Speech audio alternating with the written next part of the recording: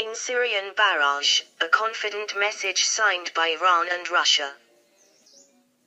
The fire that hit Israel Saturday was likely no accident, especially as Assad rides high with the help of his friends.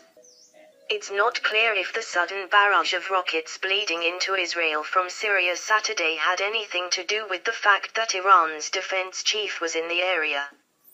But given Iran's seemingly unstoppable drive to entrench itself militarily in the region, the Syrian regime's newfound confidence, and some other suspicious factors, it's likely the volley was more than just an accident. Though inadvertent fire has hit Israel in the past, this incident doesn't fit that mold, and seems more like a Syrian attempt to send a message. First, there's the hour, around 5 a.m. Most of the fighting in the Syrian civil war has taken place in the daylight hours, certainly not before the crack of dawn. Second, none of the previous inadvertent volleys consisted of 5 consecutive rockets. Indeed, the incident appears to be connected to the anti-aircraft fire directed at Israeli jets flying a reconnaissance mission over Lebanon last week, and a more aggressive recent tone from Damascus. These developments are evident of the boost in self-confidence the Syrian regime is experiencing. Just Saturday, Assad's army captured the Christian town of Kiryat, which had previously been taken by the Islamic State and used as a base for the terror group. Assad may feel that victory is within his reach thanks to having Tehran by his side, along with Shiite militias from Iraq, Pakistan and Afghanistan, and 8,000 well-armed Hezbollah fighters. So maybe he felt that it was a good time to send Israel a defiant message. It doesn't hurt that the same day, Iranian Defense Chief Mahmoud Bagheri signed a memorandum of understanding with his Syrian counterpart, Ali Ayoub.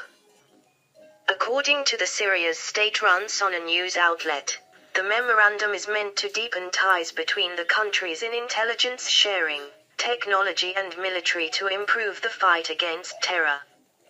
The statement also served as a reminder of how deeply Iran is managing to entrench itself unimpeded in Syria, as the US-led coalition and Kurdish militias wrap up their campaign to drive the Islamic State out of the country. For now, at least, it doesn't seem there is anybody who can stop the spread of Iran's influence in the region. Russia may be willing to turn a blind eye to the next Israeli airstrike, but that won't act to torpedo Iran's plan for Syria, which includes a broad and lasting military presence. As for the Americans, the US is increasingly seen as unwilling to intervene, even for its allies. That was made clear by the Donald Trump administration's blind eye to the retaking of Iraqi Kirkuk from the Kurdish forces it had backed. The US sold the Kurds down the river in favor of a Baghdad government backed by Shiite militias supported by Iran, if only to keep the Iraqis close to Washington. In many ways, the US abandonment of Kirkuk may come to echo the aftermath of the Ghouta chemical attack of 2013, when President Barack Obama failed to enforce his red lines. Then, to Moscow, Damascus and the rest of the Middle East, the lack of action translated into the idea that the US was afraid. Russia, in contrast, hasn't hesitated to step in and protect its allies, and it is its assistance that is most credited with bringing Assad's regime back from the dead. In a roundabout way, Assad has the Islamic State to thank for bringing Russia riding in to save him.